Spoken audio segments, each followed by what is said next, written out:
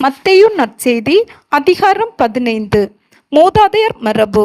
அதற்கு பிறகு பரிசேயரும் மறைநூல் அறிஞரும் எருசலேமிலிருந்து இயேசுவிடம் வந்து, உம் சீடர் மூதாதையரின் மரபை மீறுவதேன்?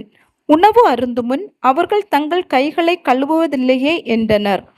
அவர் அவர்களுக்கு மறுமொழியாக, நீங்கள் உங்கள் மரபின் பொருட்டு கடவுளின் கட்டளையை மீறுவது ஏன்? கடவுள் உன் தந்தையும் தாயையும் மதித்து நட என்றும் தந்தையையோ தாயையோ சபிப்போர் கொல்லப்பட வேண்டும் என்றும் உரைத்திருக்கின்றார். ஆனால் நீங்கள் எவராவது தம் தாயையோ தந்தையோ பார்த்து, உமக்கு நான் தர கடமைப்பட்டிருக்கிறது கடவுளுக்கு காணிக்கை ஆயிற்று என்றால் அவர் தம் தந்தையை மதிக்க வேண்டியதில்லை என்று சொல்கிறீர்கள். இவ்வாறு உங்கள் மரபின் பொருட்டு கடவுளின் வார்த்தையை பயனற்றதாக்கி விடுகிறீர்கள். வெளிவேடக்காரரே, உங்களை பற்றி பொருத்தமாகவே ஏசாயா இறைவாக்கு உரைத்திருக்கிறார்.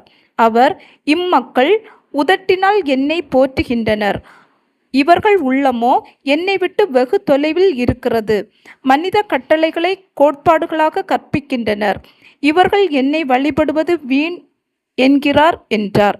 மேலும் இயேசு மக்கள் கூட்டத்தை தம்மிடம் வரவழைத்து அவர்களை நோக்கி, நான் சொல்வதை கேட்டு புரிந்து கொள்ளுங்கள். வாய்க்குள் செல்வது மனிதரை தீட்டுப்படுத்தாது, மாறாக வாயிலிருந்து வெளிவருவதே மனிதரை தீட்டுப்படுத்தும் என்றார். பின்பு சீடர் அவரை அணுகி, பரிசேயர் உம் வார்த்தையை கேட்டு மனவேதனை அடைந்தனர் என்பது உமக்கு தெரியுமா என்றனர். இயேசு மறுமொழியாக, என் விண்ணக தந்தை நடாத எந்த நாற்றும் வேரோடு பிடுங்கப்படும். அவர்களை விட்டுவிடுங்கள். அவர்கள் குருட்டு வழிகாட்டிகள். பார்வையற்ற ஒருவர் பார்வையற்ற வேறொருவரை வழி நடத்தினால் இருவரும் குழியில் விழுவர் என்றார். அதற்கு பேதுரு அவரை நோக்கி, நீர் சொன்ன உவமையை எங்களுக்கும் விளக்கும் என்று கேட்டார். இயேசு அவரிடம், உங்களுக்கு இன்னுமா புரியவில்லை? வாயினுள் செல்வது அனைத்தும் வயிற்றினூடே சென்று கழிப்பிடத்தில் வெளியேற்றப்படும் என தெரியாதா? வாயினின்று வெளிவருபவை உள்ளத்திலிருந்து வருகின்றன, அவையே மனிதரை தீட்டுப்படுத்துகின்றன. ஏனெனில் கொலை, விபச்சாரம், பரத்தமை, களவு, பொய் சான்று, பழிப்புரை ஆகியவற்றை செய்ய தூண்டும் தீய எண்ணங்கள் உள்ளத்திலிருந்து வெளிவருகின்றன. இவையே மனிதரை தீட்டுப்படுத்துகின்றன. கை கழுவாமல் உண்ணுவது மனிதரை தீட்டுப்படுத்தாது என்றார். கானானிய பெண்ணின் நம்பிக்கை. இயேசு அங்கிருந்து புறப்பட்டு தீர், சீதோன் ஆகிய பகுதிகளை நோக்கி சென்றார். அவற்றின் எல்லை பகுதியில் வாழ்ந்து வந்த கானானிய பெண் ஒருவர் அவரிடம் வந்து, ஐயா, தாவீதின் மகனே, எனக்கு இரங்கும், என் மகள் பேய் பிடித்து கொடுமைக்குள்ளாகி இருக்கிறாள் என கதறினார். ஆனால் இயேசு அவரிடம் ஒரு வார்த்தை கூட மறுமொழியாக சொல்லவில்லை. சீடர்கள் அவரை அணுகி, நமக்கு பின்னால் கத்தி கொண்டு வருகிறாரே, இவரை அனுப்பிவிடும் என வேண்டினர். அவரோ மறுமொழியாக, இஸ்ராயேல் குலத்தாருள் காணாமற் போன ஆடுகளாய் இருப்போரிடமே நான் அனுப்பப்பட்டேன் என்றார். ஆனால் அப்பன் அவர் முன் வந்து பணிந்து, ஐயா, எனக்கு உதவியருளும் என்றார். அவர் மறுமொழியாக, பிள்ளைகளுக்குரிய உணவை எடுத்து நாய்க்குட்டிகளுக்கு போடுவது முறையல்ல என்றார். உடனே அப்பன், ஆம் ஐயா, ஆனாலும் தங்கள் உரிமையாளரின் மேசையிலிருந்து விழும் சிறு துண்டுகளை நாய்க்குட்டிகள் தின்னுமே என்றார். இயேசு மறுமொழியாக, அம்மா, உமது நம்பிக்கை பெரியது, நீர் விரும்பியவாறே உமக்கு நிகழட்டும் என்று அவரிடம் கூறினார்.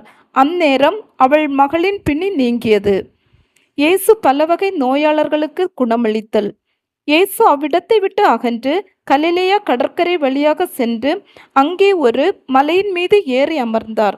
அப்பொழுது பெருந்திரளான மக்கள் அவரிடம் வந்தனர்.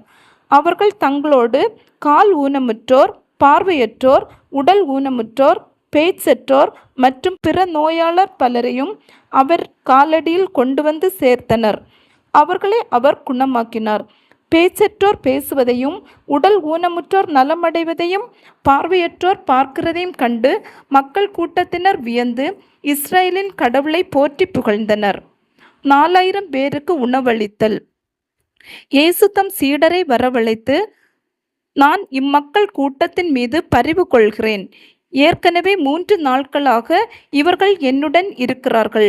உண்பதற்கும் இவர்களிடம் எதுவும் இல்லை. இவர்களை பட்டினியாய் அனுப்பிவிடவும் நான் விரும்பவில்லை. அனுப்பினால் வழியில் தளர்ச்சி அடைந்து விடலாம் என கூறினார். அதற்கு சீடர்கள் அவரிடம், இவ்வளவு திரளான மக்களுக்கு அளிக்க போதுமான உணவு நமக்கு பாலைநிலத்தில் எங்கிருந்து கிடைக்கும் என்று கேட்டார்கள். இயேசு அவர்களை பார்த்து, உங்களிடம் எத்தனை அப்பங்கள் உள்ளன என்று கேட்டார். அவர்கள், 7 அப்பங்கள் உள்ளன, சில மீன்களும் இருக்கின்றன என்றார்கள். தரையில் அமருமாறு மக்களுக்கு அவர் கட்டளையிட்டார்.